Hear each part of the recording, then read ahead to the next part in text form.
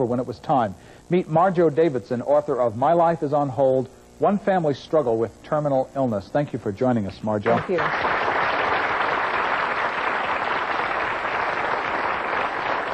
This is always so tough with any family. 5 years ago, your mother was diagnosed with cancer. Yes, she was. What did you do? Well, after we knew what the doctor recommended as treatment, Mother started through the treatments, and about midway, she developed pneumonia, and her request and wishes was to be taken home, if all else fails, to be with loved ones and die with dignity at home and not in a hospital. So we took Mother home after she developed the pneumonia. She was starting to fail. Yes, she was. Yes. And so for 2 months, my brother, my two sisters, and I individually, at periods of time, took care of her. About the middle of January, we were called and told that Mother's condition had worsened. When did you realize that your mother was close to death? Well, actually, when we got the call on Sunday that she had stopped eating and drinking on Friday, we knew that time was near. And for the next 5 days, Mother was in and out. She knew who we were, she didn't know who we were. But on Thursday morning, early in the morning, we knew the condition was deteriorating fast. And we were all standing at the foot of the bed, and her eyes opened, and we knew she knew who we were. And we were yelling, you know, I love you, I love you. And from her little mouth came mumbling, I love you too. And we knew what she was saying to us, and then her eyes shortly after closed, and just shortly after that I went over to her with a stethoscope and was listening to her heart, and all of a sudden it stopped. And I just started screaming, her heart has stopped. And my brother and two sisters were crying and screaming and grabbing any part of Mother's body they could latch onto. And this went on for several minutes. And then all of a sudden, just above the screams and the cry, a big sigh. I stepped back. James and Carol and Pat stepped back, and this woman, she was breathing again. She came back to life. She came back. From all the shaking of the children. Yeah. Okay. She was back. Well, when we come back, we'll find out what happened when Marjo and her family shook her mother back to life. Stay with us.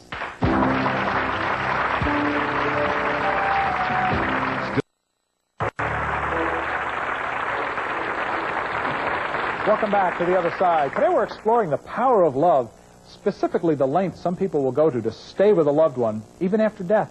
With us now is Marjo Davidson and her sister, Pat Bolton. Marjo, this is amazing. When you realized that you had literally shaken your mother back to life, tell us how you felt. Well, I'll tell you what, I felt guilty.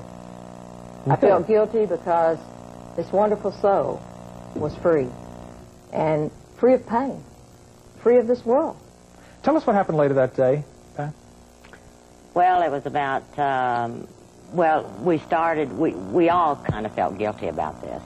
So we decided that the next time she was going to go, we were going to let her go. So we all joined hands, and we said a prayer, you know, that we knew she loved us, she knew we loved her, we didn't want her in pain, and the next time, God take her. And so then about 5 o'clock in the afternoon, Marjo was standing at the foot of the bed, and she said, I don't know whether y'all are going to believe this or not, because you might think I'm crazy, but I feel I've got to say this. I see Mother's spirit. It's about 6 inches above her. Lying in the same position, Marjo? What were you seeing? Yes. Well, actually moving back and forth from left to right, and then quickly going just about 6 inches above her body. Yes. Did, you know, we've seen that recreated in film and television. Is that sort of what it looks like? Almost like a spiritual replica of the body? You got that right. That's exactly right. Did you feel this too, Pat? Oh, yeah. Yeah. What was that like? Oh, I didn't see it at first. After Marjo had said that, she said, Pat, it's coming towards you, it's behind you. I looked behind, I didn't see anything. She said, it's in your chest. I looked down, I didn't see anything. I didn't disbelieve her, but I didn't know what she was seeing, and so in my mind, without saying, I kept saying, what is she seeing? What is she seeing? I turned, and then I seen this misty gray haze over Mother's body. And then I turned to see my mother's face, and it was pouring out of her mouth, and it was pouring out of her nostrils and going into this. And before that, during this period of time, where there was a wall, a ceiling, and corner, all of a sudden, it's as though I'm looking into infinite depth. There is light shooting out everywhere, crystal clear light, gold rays, shooting in all directions just above a center place, above my mother's body. And like Pat said, when all of a sudden I saw the spirit, it just soared off of the bed in a flash of a second. I mean, it was just like that, and darted behind Pat, and I yelled, "It's behind you, Pat!" And then I said, "Oh no, it's in your chest." And what I saw was the most beautiful face. Dark eyes, dark nose, triangular mouth, piercing eyes looking at me, and this face was in a most perfect square with the whitest background. And I knew that the spirit was looking at me and talking to me.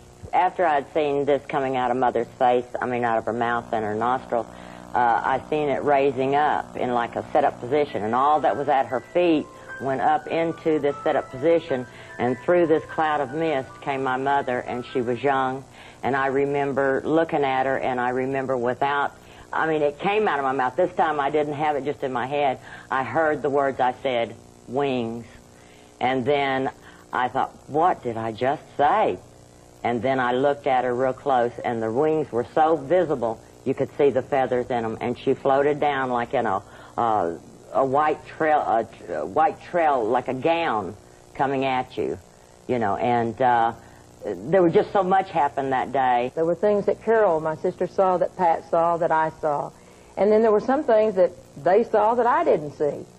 But I tell you one thing, Will, we knew that we had been to the other side with our mother. You have the drawing. Show us a drawing. And we're not artists. But this is a picture that I saw. Very, very crude, but it's a face, and it's in a square. And that's what my sister Pat saw. So you were just doing this not to sort of do an artist rendition, but to sort of prove, all right, this is what I saw, something like this, and then to compare it with the others. That's what the purpose of this was. Right. Well, Will, this went on. We know what time span we were in, the other side, in and out.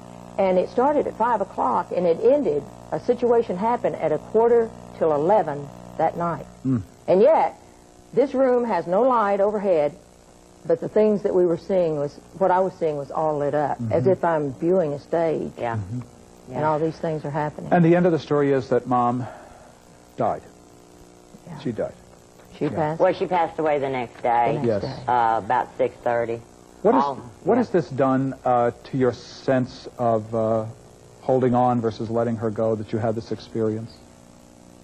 You know what I'm asking? Now that I know what we've seen, I wish we hadn't have stopped her at the very beginning. I wish she could have just gone. But I'm glad we saw what we saw. I'm thankful, and I'll always thank the Lord for showing us what He did. Yes.